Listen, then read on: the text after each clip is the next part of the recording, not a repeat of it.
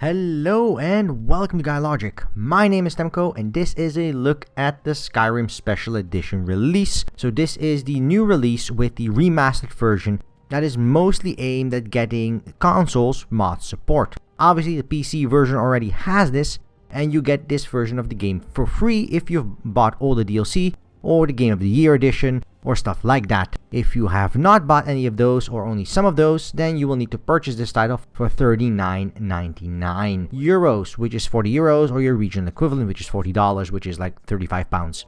The question we're going to have to ask and answer is the game any good? Is the remaster an actual remaster, or is this a cheap money grab to push to the current gen consoles with a little bit of an updated render engine? And are the PC gamers who have had access to mods since day one either in a good spot or down the drain and might as well skip this version? Well, I think you can imagine where I'm going with this. In the background of this video, you'll see a side-by-side comparison. On one end is the original Game of the Year edition version. This is the game in vanilla. There is no mods. The game runs on 1080p with ultra settings. Nothing has been altered outside of one has been turned on with subtitles, the other has not, so I could differentiate between them for your enjoyment. The other is the newly released Special Edition, also running on ultra preset settings, and as such we're gonna let them run side by side and you can see for yourself what the comparisons are. In the meantime, I'd like to address 2 points before we dive into this actual comparison. First things first is the Bethesda review policy, which they have said that they're only releasing review copies a day before release, and they're citing the greatly acclaimed Doom single-player campaign as a reason to do that.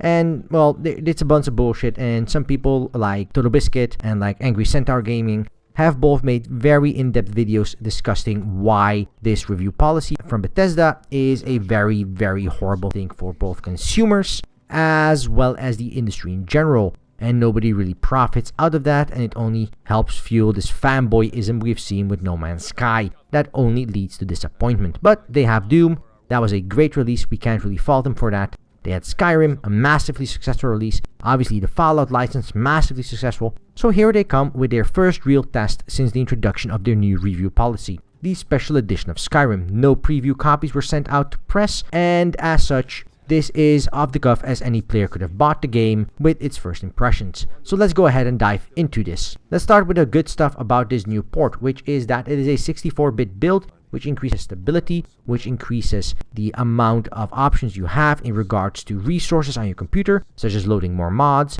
such as access to more RAM, stuff like that. A fairly important piece of tech because they changed the render engine. Some other things have also been added, primarily new depth of field as well as rain occlusion. Now if you're not familiar with rain occlusion, what it basically does is it allows the game to know when you are standing under an overhang or you're standing indoors and then not render the rain, which is a fairly nice immersive little thing you can do if you have a strong enough PC. The other thing that has been really notably changed is the draw distance. It is immense, the amount of distance you can see now, especially on ultra settings with a large draw distance. It is fairly awesome to stand on top of a mountain and see tremendous amounts of detail very far in the distance. But on the other hand, there are some less stellar things. I say less stellar, but they are actually quite abysmal. As far has been told, none of the actual bugs that were in the original game have been fixed with this special remaster. The game still has the same physics issues, the game still has the same bugs, the game still has the same glitches.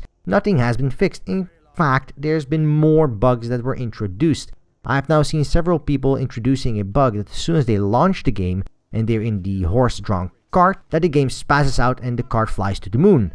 Which is hilarious, but not great. If it's a remaster, that should make the game better, right? Other than that, there are some serious issues regarding a few other things. One of those things is the removal of the ability to change motion blur. They moved motion blur to a .ini file. You can still move it out that way, but the option is gone in-game. And as someone that really hates motion blur, that really annoys me. Other than that, they have also removed any proper form of anti-aliasing and only left in TAA, which is the anti-aliasing that Fallout 4 uses, which is a blurry, very ugly AA in my opinion, and that is both performance heavier and impacts the gameplay experience quite a bit more visually in a negative way.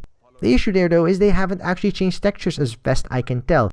Textures have not been upscaled, textures have not been altered, There's nothing really looks to have been improved in the department of graphical fidelity. You'd have expected more in detailed textures, maybe higher resolution textures, maybe you've expected tessellation or something like that. So far as I can tell, none of that is in. That has not been touched at all. To make matters even worse, it appears the fact that every single mod the game has had is broken. The game is not launching with a creation kit. We have no idea when that creation kit is coming. The game is not launching with Steam Workshop integrations, so an easy upgrade path you have not. You only have access to the Bethesda.net curated site, nothing player-made, nothing that Bethesda doesn't directly control, which is sort of the counterproductive nature of mods. Things like Nexus mods might still have some, but again, Nexus mod is also fan-maintained, and a simple way to load in mods into your game, again, is no longer there.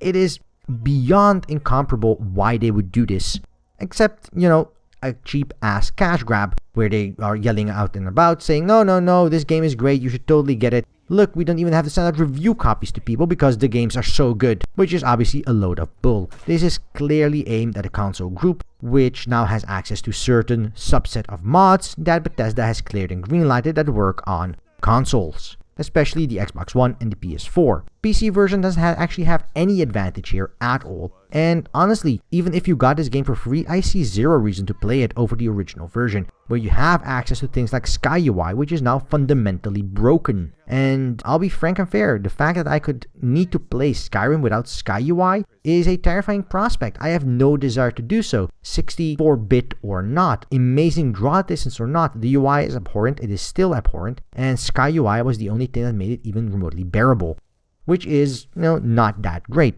Oh, and before I forget, also, there is still no 21:9 support. Mods still disable achievements in every form, including graphical mods, which we know they have the capability in their render engine to disable, because that's what they did for other games. I'm not sure why they didn't do it outside of being lazy. And my favorite here, still as always, physics are still frame rate locked, which is ridiculous and atrocious on every level. That should not exist at all. I have not had a game that has had a remaster, short of the Age of Empires HD remaster, that has struck me with such lazy levels of incompetence. And I'm being very negative here, because one, Skyrim is a much loved franchise, and even if I personally am not a great fan of the Skyrim gameplay, it is still a very loved franchise, a massive franchise with a massive following, a massive mod scene, a massive active community many years after the game has come out, and then Bethesda pulls out a special edition. They even give it out to free for all their users that have bought their game previously and bought all the expansions, and then they shove a shittier build on them that breaks all their mods, which is basically what keeps the community going, and provide no actual improvements outside of, a render distance and rain occlusion. To top it all off, and you can probably hear it in the background, is the fact that even all of that combined, they have downgraded the audio levels. Now, I don't mean to say they've downgraded audio in saying there's less music or anything like that. No, the actual quality of audio, so the bitrate and certain other things that make up audio quality, have been downgraded. Now, why they would do this is beyond me on the PC. Why they would do this in the special edition, well, it's become very apparently clear. This is not about PC. This is about getting mods to console and making players pay for the same game yet again. So overall, the special edition is definitely one to avoid. I see no reason whatsoever that you need to purchase the special edition over the regular edition. And if you have the regular edition, I'd safely just ignore the special edition altogether. The lack of a creation kit, the lack of Steam Workshop integration, the lack of any and all mods, coupled with introduction of new bugs and no actual improvements to the gameplay outside of a few minor things and a bit more stable of build, I see zero reason to go forward with playing this title. But that's not where we're gonna end this. That is where we end this if you are only interested in knowing whether or not this special edition is any better than the original. The answer is fundamentally no.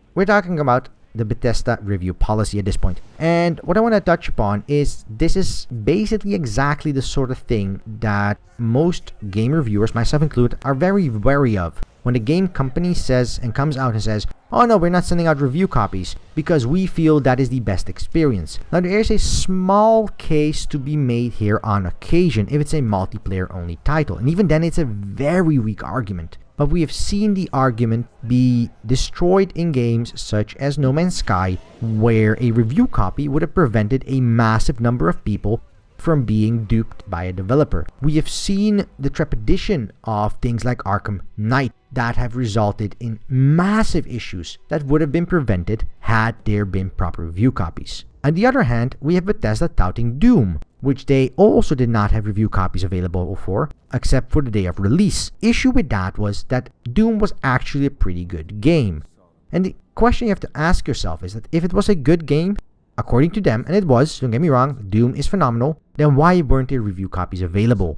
Because their excuse where they said that they wanted everyone to experience the game fully from day one, including multiplayer, just doesn't go up, as they had a multiplayer beta weeks ahead of time that was basically bombed from orbit because it was actually pretty terrible and not Doom at all. So now we have Skyrim Special Edition coming out. Again, no review copies, a much-loved franchise, great expectations on a proper HD remaster edition of the game for current day systems, for current day environments, with proper bug fixing and core engine fixing that they have available based on Fallout 4, and we get this little bit of a third of a nugget, somewhat polished, but with a few extra broken bits attached to it for no particular reason. So here again I stand and wonder, was this planned from Bethesda's side? Are they gonna backtrack now on their review policy? Or are they gonna wait a few weeks and see what happens with Dishonored 2? Because right now I'm in a massive amount of trepidation. Going by this release, it looks like now I have very little faith Dishonored 2 is going to be any good. Yes, Doom was great, but was that then a fluke? Because Fallout 4 was criticized heavily. Now we have Skyrim Special Edition being criticized heavily. And now we have Dishonored 2 coming up. And that's a 2 out of 3 streak they messed up on. So what do we expect at that point? As always, as I say, please do not pre-order games. Please wait until reviews come out. And whether that is 2 days before release or 2 days after release, when critics, small like me or big like Total Biscuit, like ACG, like Angry Joe, like whoever else you want to follow and feel provides a good view for you, let them burn their fingers. That's their job. Let us do the heavy lifting initially and give you our recommendations, and you can listen to them or not. That is up to you.